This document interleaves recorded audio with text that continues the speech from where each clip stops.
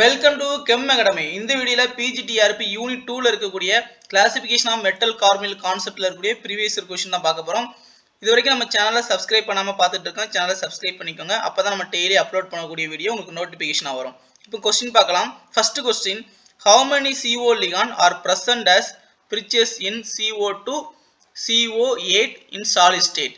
இந்த காம்ப்ளெக்ஸ்ல எத்தனை CO ligand வந்து பிரிட்ஜ்ல இன்வால்வ் ஆயிருக்கும் அப்படின்னு கேட்டிருக்காங்க.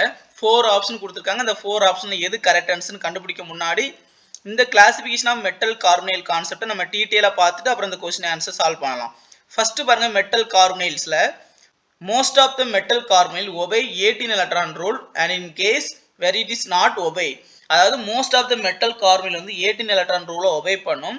அப்ப அந்த metal carbonyl வந்து more reactive-ஆ இருக்கும். so will undergo reaction, அதாவது dimerization reaction and electron abstraction reaction.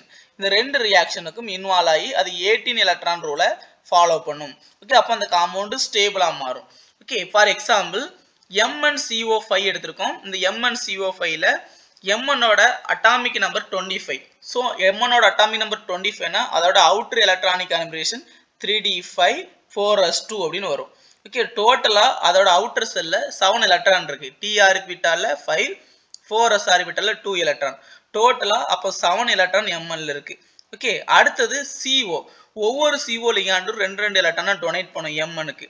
டோட்டலா 5 CO இருக்கு. So 5 into 2 10 electron. அப்போ 7 plus 10, 7 plus 10னா 17 எலக்ட்ரான் இருக்கு. அப்போ மேங்கனீஸ் பெண்டா கார்பனைல்ல 17 எலக்ட்ரான் இருக்கு. அப்போ அது 18 எலக்ட்ரானை அதை அச்சீவ் பண்றதுக்கு அது டைமரைசேஷன் ஆகும்.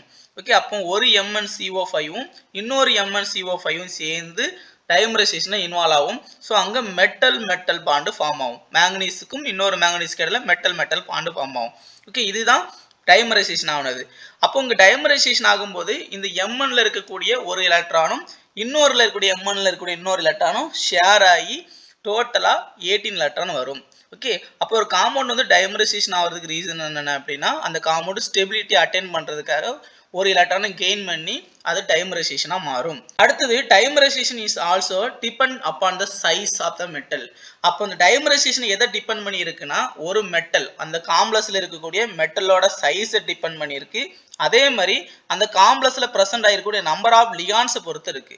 ஓகே, அப்போ நம்பர் ஆஃப் லிகான்ஸ் அதிகமாக இருந்துச்சுன்னா அங்க ஸ்டெரிக் ரிப்பல்ஷன் நடக்கும். ஸோ அங்க டைமரைசேஷன் நடக்காது. ஓகே, ஃபார் எக்ஸாம்பிள் இங்க வெனேடியம் ஹெக்ஸா கார்பனைல் காம்பவுண்ட் கொடுத்திருக்கோம். இங்க 6 கார்பனைல் லிகாண்ட் இருக்கு. ஸோ இங்க வெனேடியத்துக்கு அட்டாமிக் நம்பர் 23 அப்படின்னா அதோட அவுட்டர் எலக்ட்ரானிக் கான்ஃபிகரேஷன் நம்ம 3d3 4s2 அப்படின்னு சொல்லுவோம். அப்போ வெனேடியத்துல எலக்ட்ரான் வந்து d ஆர்பிட்டால்ல 3, 4s ஆர்பிட்டால்ல 2.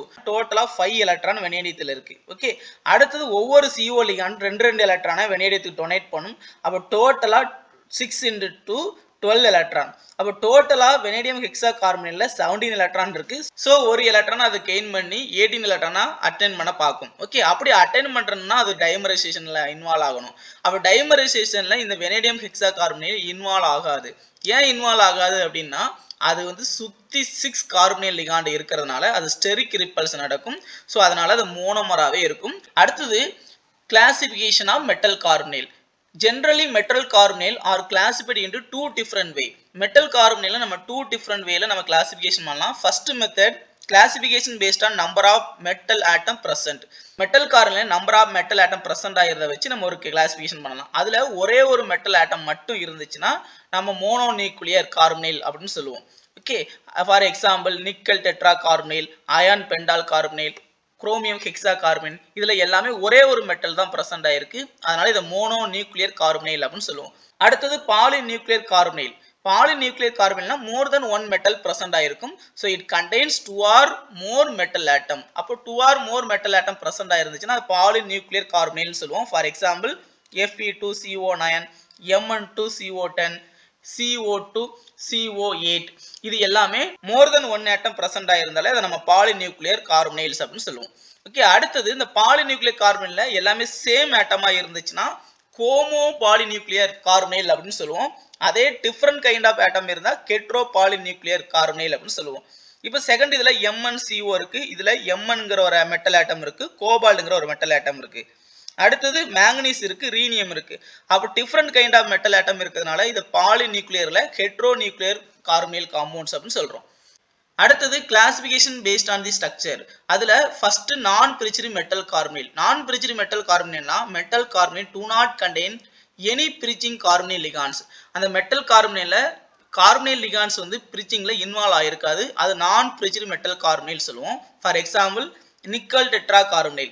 Nickel tetra carbonyl 4 CO இருக்கு. அந்த 4 கார்பனைல் லிகாண்டுமே டெர்மினல்ல தான் பிரசன்ட் ஆயிருக்கு. அதே மாதிரி அயான் பெண்டா கார்பனைல் 5 CO லிகாண்டுமே அது டெர்மினல்ல தான் பிரசன்ட் ஆயிருக்கு. அதே மாதிரி குரோமியம் ஹெக்ஸா கார்பனைல் இதுல இருக்கக்கூடிய 6 CO லிகாண்டுமே டெர்மினல்ல தான் பிரசன்ட் ஆயிருக்கு. ஸோ இது நான் பிரிச்சரி மெட்டல் கார்பனைல் அப்படின்னு சொல்லுவோம். Non பிரிச்சரி metal carbonyl which contain terminal carbonyl as well as metal bond. நான் பிரிச்சரி மெட்டல் கார்பனைல்ல கார்பனைல் குரூப் டெர்மினல்லையும் பிரசன்ட் ஆயிருக்கலாம். அதே மாதிரி அந்த மெட்டல் கார்பனைல்ல மெட்டல் பாண்ட் பிரசன்ட் ஆயிருக்கும். ஓகே, ஃபார் எக்ஸாம்பிள் Mn2CO10 இதுல மெட்டல் பாண்ட் பிரசன்ட் ஆயிருக்கு. மேங்கனீஸுக்கும் இடையில மெட்டல் பாண்ட் பிரசன்ட் ஆயிருக்கு. அதே மாதிரி இங்க இருக்கக்கூடிய 10CO கார்பனைல் லிகாண்ட் எல்லாமே டெர்மினல் பொசிஷன்ல இருக்குது. அதே மாதிரி இரிடியம் காம்ப்ளெக்ஸ்ல இரிடியம் வந்து சென்டர்ல பிரசன்ட் ஆயிருக்கு. அப்போ இரிடியம் மெட்டல் பாண்ட் பிரசன்ட் ஆயிருக்கு. அதுல இரிடியம் மெட்டல் பாண்ட் வந்து என்னன்னா 1 2 3 4 5 6. ஓகே, அப்போ IrCO12 இந்த காம்ப்ளெக்ஸ்ல 6 iridium bond metal bond present ஆயிருக்கு. மெட்டல் பாண்ட் பிரசன்ட் ஆயிருக்கு. ரிமைனிங் இருக்கக்கூடிய 12 கார்பனைல் லிகாண்டுமே டெர்மினல்ல பிரசன்ட் ஆயிருக்கு. ஓகே, இது நான் பிரிச்சரி மெட்டல் கார்பனைல்ல கார்பனைல் குரூப் டெர்மினல்லையும் பிரசன்ட் ஆயிருக்கு. மெட்டல் பாண்டும் பிரசன்ட் ஆயிருக்கு. ஓகே, அடுத்தது bridged carbonyl second type. Metal carbonyl contain 1 or more bridging carbonyl ligands along with terminal carbonyl ligands and 1 or more metal bond. அப்ப பிரிட்ஜ்டு கார்பனைல் செகண்ட் கேட்டகரியா பிரிக்கலாம். அதுல 1 or more லிகாண்ட்ஸ் வந்து பிரிட்ஜிங்ல involve ஆயிருக்கும். அப்போ ரிமைனிங் இருக்கக்கூடிய கார்பனைல் வந்து டெர்மினல்ல பிரசன்ட் ஆயிருக்கும். அதே மாதிரி 1 or more metal bond present ஆயிருக்கலாம். For example structure of di iron nona carbonyl molecule consist of 3 bridging CO ligand 6 terminal CO groups. அப்போ கார்பனைல் லிகாண்ட்ஸ் வந்து 9 இருந்தாலும் அதுல 6 வந்து டெர்மினல்ல பிரசன்ட் ஆயிருக்கு. ரிமைனிங் இருக்கக்கூடிய 3 கார்பனைல் லிகாண்ட்ஸ் வந்து பிரிட்ஜிங்ல இன்வால்வ் ஆயிருக்கு. ஓகே, அப்போ இந்த காம்ப்ளெக்ஸ்ல 3 வந்து உங்களுக்கு பிரிட்ஜிங்ல இன்வால்வ் ஆயிருக்கு சென்டர்ல. ஓகே, அதனால இது நம்ம பிரிட்ஜ்டு கார்பனைல் காம்ப்ளெக்ஸ் அப்படின்னு நம்ம சொல்றோம்.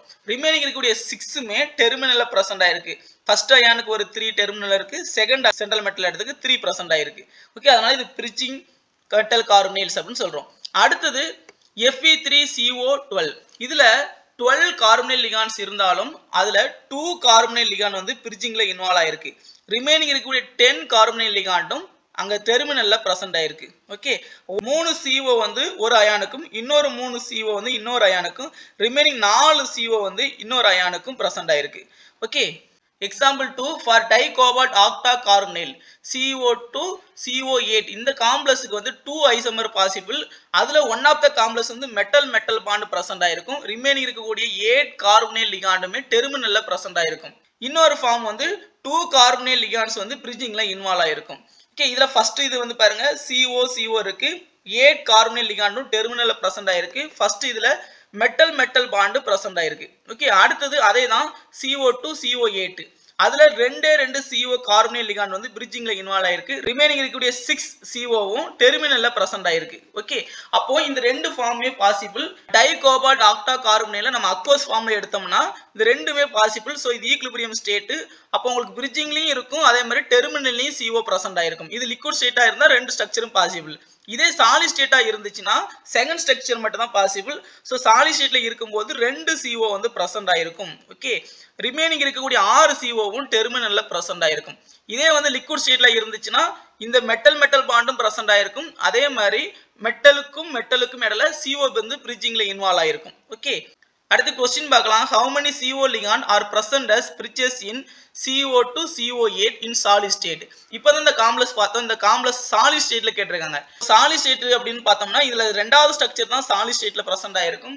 சோ இதே அக்வஸ் ஸ்டேட் எடுத்தோம்னா ரெண்டு ஸ்ட்ரக்சர் பாசிபிள். சாலிட் ஸ்டேட்ல இருக்கும்போது இங்க இருக்கக்கூடிய CO ligand வந்து 2 CO ligand கோபால்ட்டுக்கும் இடையில பிரிட்ஜிங்ல இன்வால்வ் ஆயிருக்கும். ஓகே, அப்போ எத்தனை CO ligand வந்து பிரிட்ஜிங்ல இன்வால்வ் ஆயிருக்கும்னு கேட்டிருக்காங்க. 2 CO வந்து பிரிட்ஜிங்ல இன்வால்வ் ஆயிருக்கும். So option B is correct answer.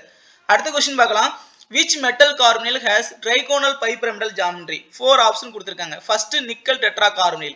Nickel tetracarbonyl tetrahedral structure. அடுத்தது செகண்ட் ஒன்னு அயான் பெண்டாகார்பனைல் கொடுத்திருக்காங்க. அயான் பெண்டாகார்பனைல் வந்து ஒரு trigonal bipyramidal geometry. சோ அதுதான் answer, correct answer. Option B is correct answer. அடுத்தது சி வந்து குரோமியம் ஹெக்ஸாகார்பனைல் கொடுத்திருக்காங்க. குரோமியம் ஹெக்ஸாகார்பனைல் வந்து ஒரு ஆக்டாஹெட்ரல் ஜியோமெட்ரி. அதே மாதிரி டைமேங்கனீஸ் டெக்காகார்பனைல் கொடுத்திருக்காங்க. அதுவும் ஒரு ஆக்டாஹெட்ரல் ஜியோமெட்ரி. ஓகே, அப்போ இங்க 5 பொசிஷன்ல கார்பனைல் குரூப் பிரசன்ட் ஆயிருக்கு, ஒரு பொசிஷன்ல மெட்டல் பிரசன்ட் ஆயிருக்கு. சோ இது ஒரு ஆக்டாஹெட்ரல் ஜியோமெட்ரி. அப்போ இங்க ஆன்சர் என்னன்னா ட்ரைகோனல் பைபிரமிடல் ஜியோமெட்ரி என்னன்னு கேட்டிருக்காங்க. Iron pentacarbonyl is trigonal bipyramidal geometry. Option B is correct answer. அடுத்த क्वेश्चन பார்க்கலாம். How many CO ligand are present as bridges in Fe3CO12?